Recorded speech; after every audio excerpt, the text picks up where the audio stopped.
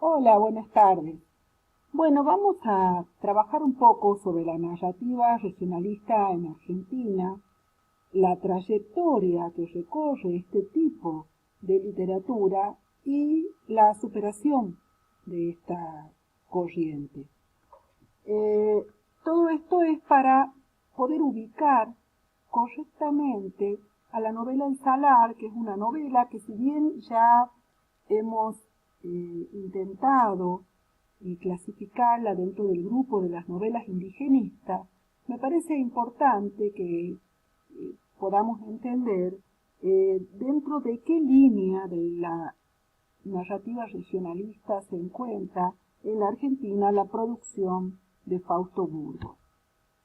Vamos a recordar entonces que el regionalismo literario argentino, como vimos en las clases al principio, es un tipo de narrativa que se adscribe al discurso realista, o sea, una reconstrucción mimética de la realidad, hace un esfuerzo por reconstruir el dialecto de la zona, es decir, que reproducen el habla dialectal, hay una idealización del campo, los personajes que aparecen generalmente son estereotipados, es decir, que no hay un desarrollo psicológico y profundo de sus características, hay una especial predilección por todo lo que sea pintoresco y anecdótico de la región, se explota por sobre todo la relación del hombre con la naturaleza,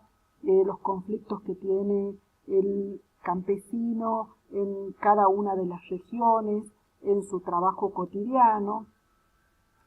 Como ya vimos, según José Andrés Rivas, el santiagueño, hay toda una perspectiva reduccionista de la región, es decir, que se ven solo algunos aspectos.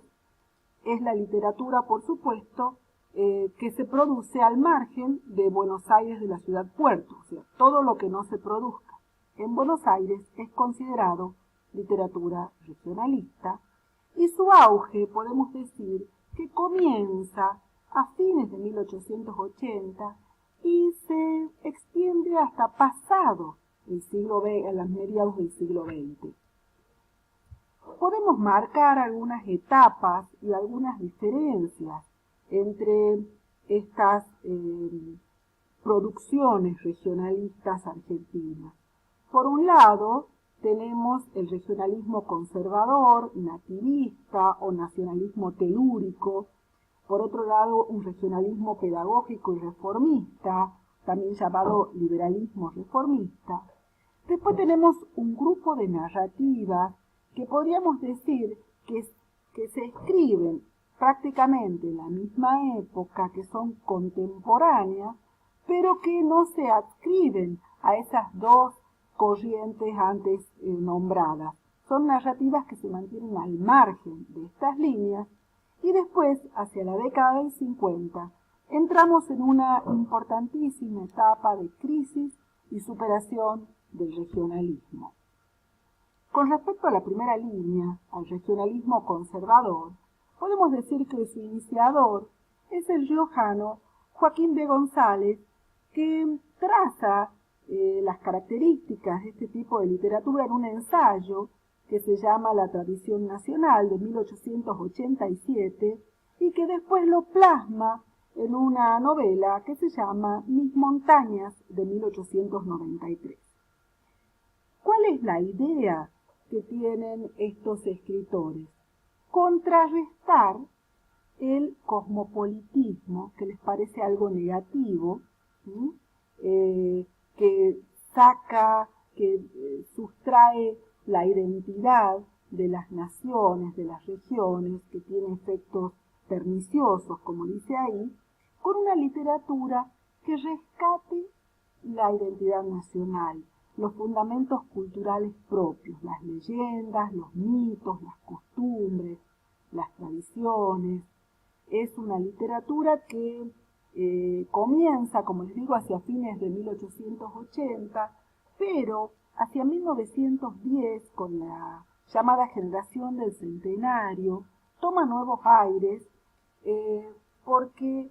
están muy preocupados por la oleada inmigratoria que está desconfigurando la identidad nacional y buscan en las regiones, en el interior de la Argentina, cuál sería nuestra tradición, nuestra verdadera identidad, ¿no? Y ahí es que se produce lo que se llama la idealización del gaucho, y algo que ustedes ya deben haber estudiado, cuando se invierte la famosa dicotomía de Sarmiento de civilización y barbarie. El regionalismo conservador en realidad sostiene un proyecto ideológico.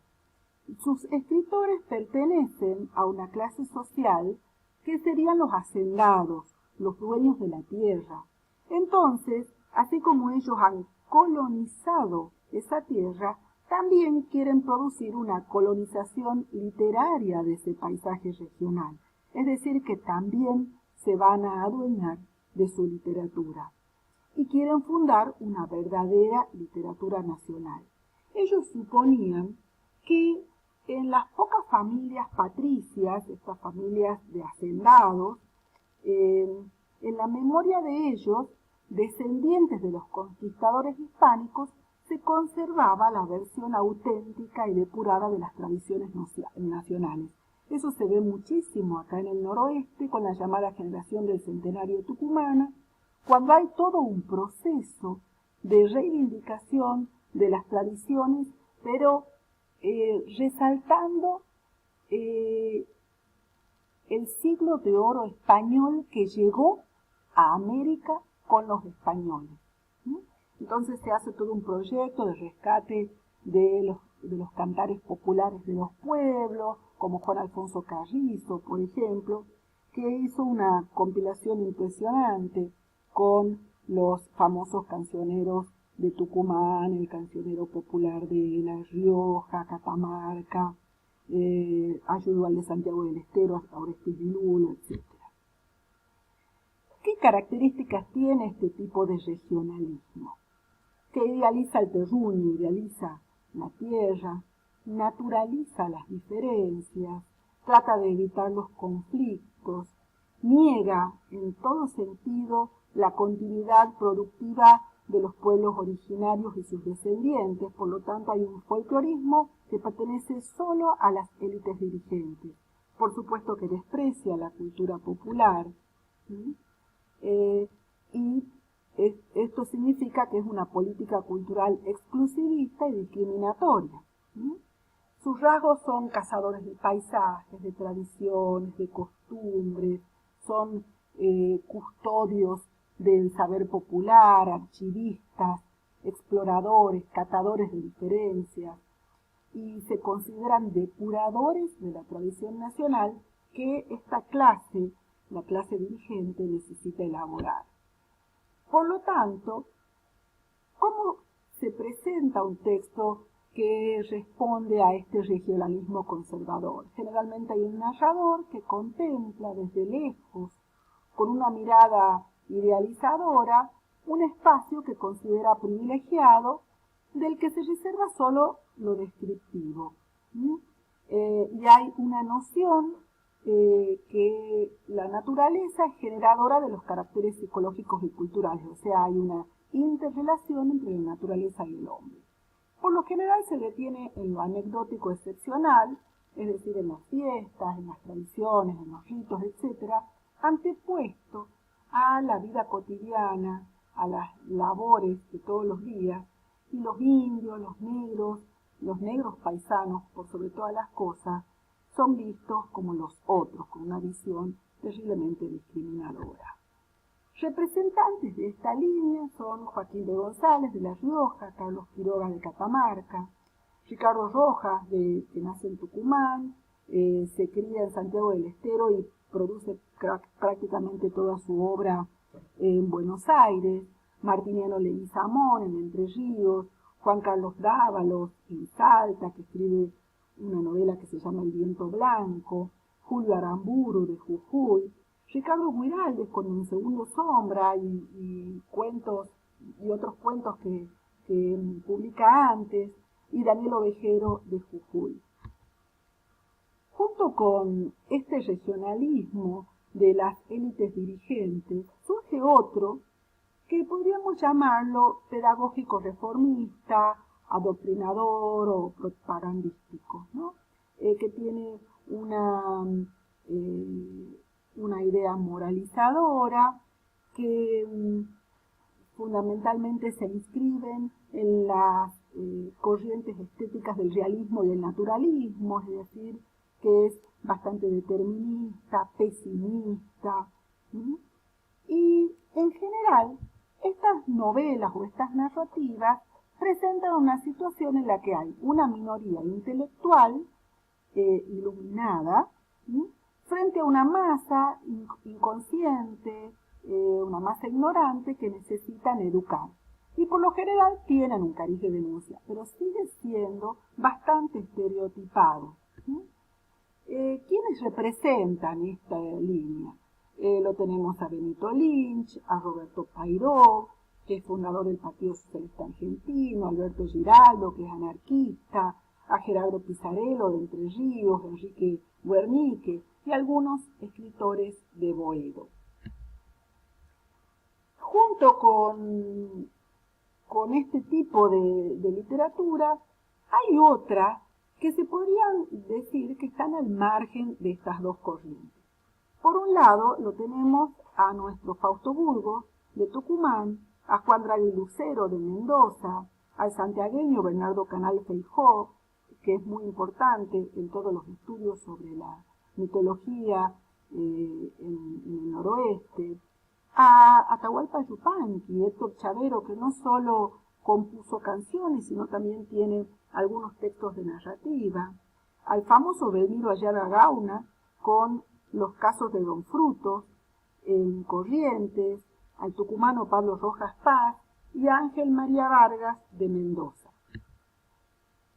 Bueno, Fausto Burgos es el más importante de esta línea que se mantiene al margen, porque aborda la problemática de lo regional en oposición a esa visión regional idealizada, ¿sí? No cae en la trampa de la nostalgia autobiográfica al escribir sobre regiones en las que no nació, asienta su literatura sobre una posición antropológica, o sea que ya no tiene esa idea de que la naturaleza es determinante en la caracterización de las personas, ¿no? Y tampoco se adscribe al descriptivismo. Y es muy importante ver cómo develó el racismo de una sociedad que se creía ajena y amplia en relación a esta problemática. Hacia el final tenemos una crisis definitiva y superación del regionalismo, que vamos a avanzar y vamos a profundizar en este tema. Solo vamos a decir que es a principios de la década del 50, que por supuesto recibe la influencia de Juan Rulfo, de Mario Vargas Llosa, de Guimarães Rosa, de Brasil. Tiene que ver con el renacimiento de algunas vanguardias. En 1950 aparece un gran libro que es Bestiario, de Julio Cortázar. Hay un registro verbal más cercano al expresionismo, tiene elementos existencialistas, kafkianos, y esto tiene que ver porque hay una importante urbanización de algunas capitales de la provincia que empiezan a tener más importancia, hay mayores medios de comunicación entre el interior y la capital. Con la caída del peronismo hay una reinserción en el mundo y surgen sellos editoriales del interior. Sus representantes más importantes son Antonio Di Benedetto, con una bellísima novela Sama, Julio Ardiles Gray, Héctor Tizón, Juan José Saer y Daniel Moyano.